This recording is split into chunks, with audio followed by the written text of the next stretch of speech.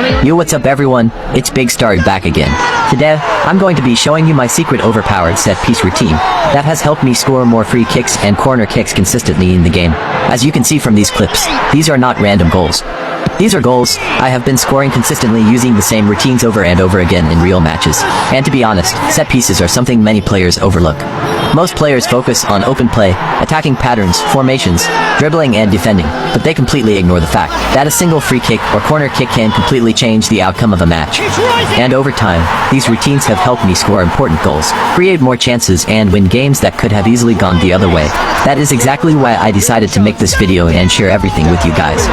And this is also the beginning of a brand new series on the channel, called the Set Piece Masterclass.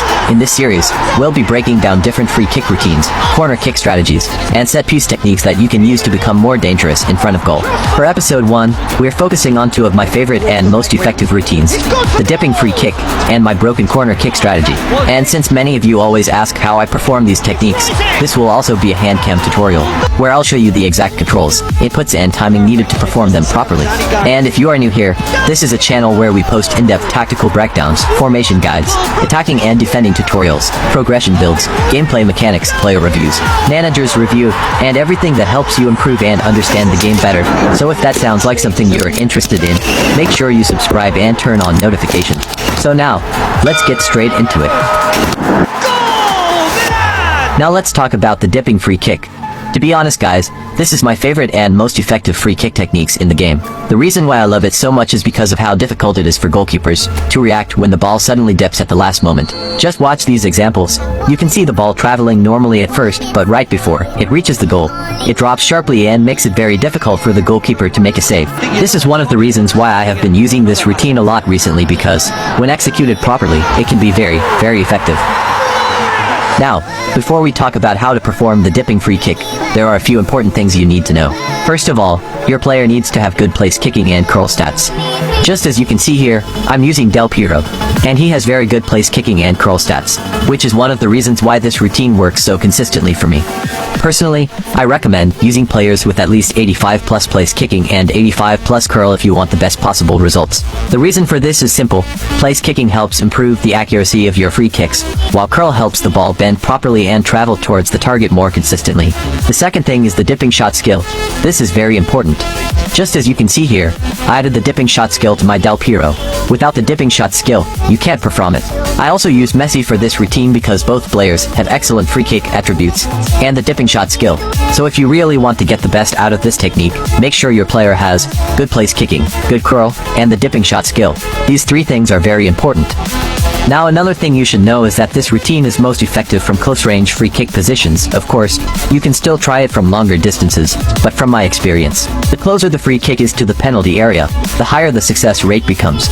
So these are the areas where I personally use it the most because it gives me the best results and the highest chance of scoring. Now let me show you exactly how to perform it.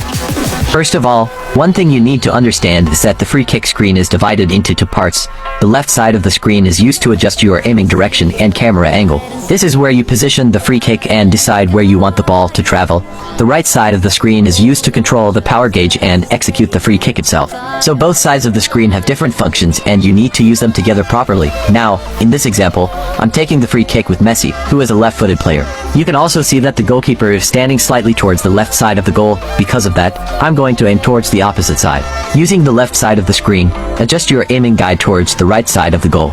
Once your aiming direction is set properly, use the right side of the screen by dragging it upwards to execute the shot. Now pay close attention to the power gauge. This is very important. When filling the power gauge, do not fill it completely. I usually recommend filling it to around 90% to 95%. So note this guys, the gauge should be very close to full, but it should never reach maximum power. This is one of the most important parts of performing the dipping free kick correctly. Once the gauge reaches that level, simply hold it. Then, just before the player strikes the ball, release your finger. If done correctly, the player will execute the dipping free kick. Now let me show you another example. This time I'm using Del Piero, who is right-footed. The process is exactly the same. First, set your aiming direction properly.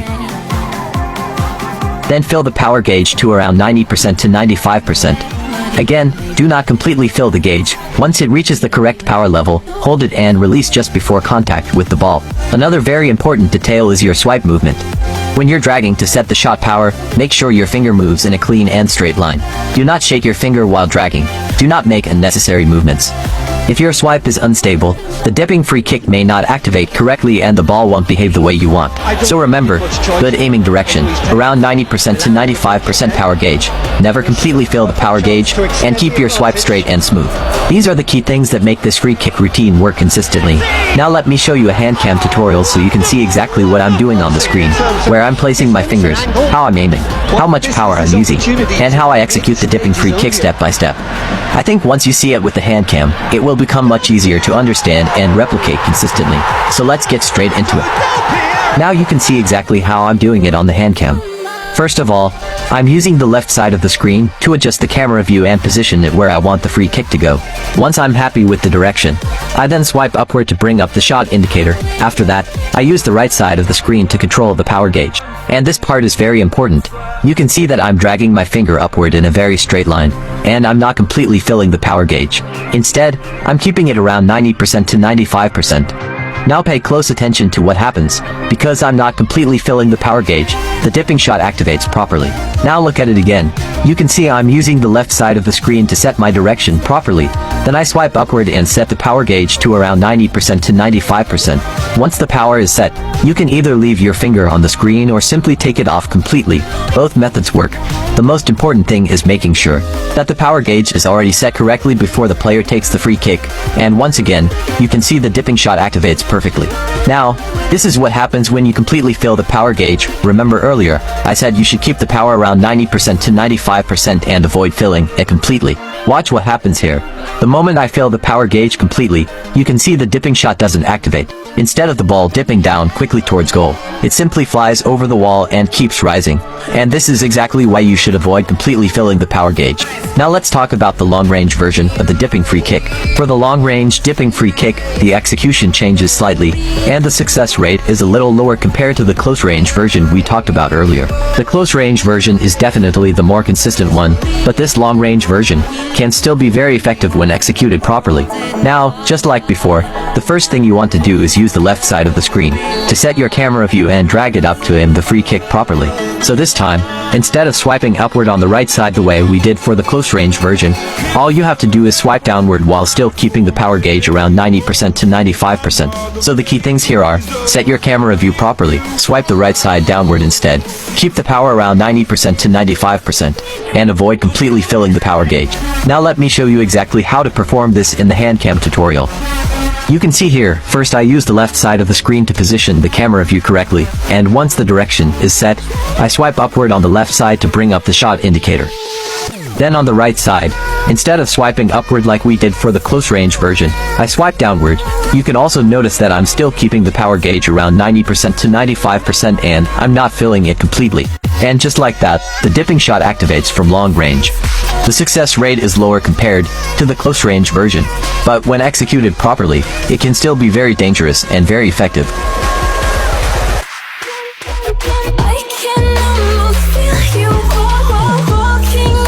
Alright, now that we've covered the dipping free kick routine, let's move on to the corner kick routine. That has been helping me score a lot of easy goals recently. Before we even talk about how to perform the corner kick itself, there are two very important things you need to get right. 1. The set piece taker, and 2. The players that will attack the cross. Just like the free kick routine, your corner kick taker should have good place kicking and curl stats, because those attributes help improve the quality and accuracy of the delivery. Now let's focus on the players that will be attacking the cross because this is where most people get it wrong. The players you choose to attack the corner should have good heading stats, good jumping stats, good physical contact, the heading skill, and the aerial superiority skill. The reason is simple, good heading helps improve the accuracy of the header. Good jumping and aerial superiority help the player compete better in the air and reach the ball more consistently. Physical contact helps them win aerial duels and hold off defenders when challenging for the cross. I also recommend using players that are at least around 180 centimeters or taller, because height naturally helps in aerial situations. Now, once you have selected the players you want to attack the cross, go to In-Match Roles. In the In-Match Roles settings, this is where you assign responsibilities to different players in your team. This is where you select your free kick takers, corner kick takers, penalty takers, captains, and other important set-piece roles. Just as you can see here, in my in-match roles, I selected Del Piero to take my corner kicks and free kicks. Now, in the same in-match roles menu, you will also find players to join attack. This is where you choose the players that will move into the box and attack your corner kicks. You will see 3 different slots: player to join attack 1, player to join attack 2, and player to join attack 3. For each slot, simply select the players you want attacking your crosses. Ideally, you want players with good heading, jumping, physical contact, and the aerial superiority skill. These are the players that will be attacking the ball inside the box whenever you take a corner kick, so choosing the right players here can make a huge difference. Personally, I use player to join attack 1 Rio Ferdinand, and player to join attack 2 Paolo Maldini. I usually select them because they are strong in the air and very good at attacking crosses. One thing you should know, though, is that using 2 center backs can be a little risky, because both defenders will push forward for the corner kick. So if you want a safer setup, you can use 1 center back and 1 striker or midfielder with good heading, jumping, physical contact, good height plus the heading and aerial superiority skills. Now let's talk about how to execute the corner kick. First, click on Set Piece Strategies and select 6-yard box. Once you activate it, you will notice your target players move closer to the goal area. Now look at the screen carefully. Using the left side of the screen, position the aiming marker exactly where I'm showing you here.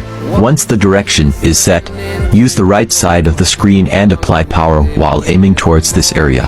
Try to place the delivery into this dangerous central zone because this is where the routine becomes most effective. Now the most important part happens after the cross is delivered.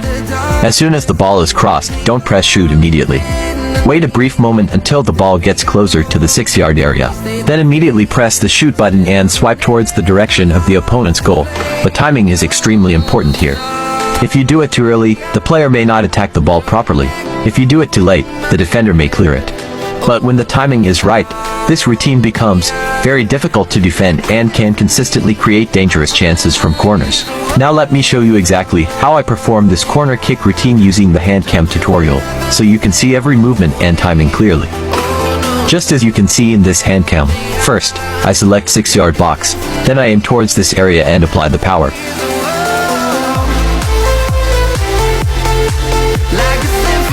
And as you can also see, once the cross is delivered, I wait for the ball to get close to my target player.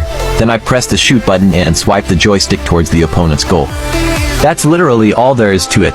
You might not score every single corner, but once you get the timing right, you'll start creating a lot more dangerous chances from corners.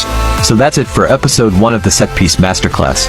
Today, I showed you my dipping free kick routine, the long-range variation, and the corner kick routine that have been helping me score more goals consistently.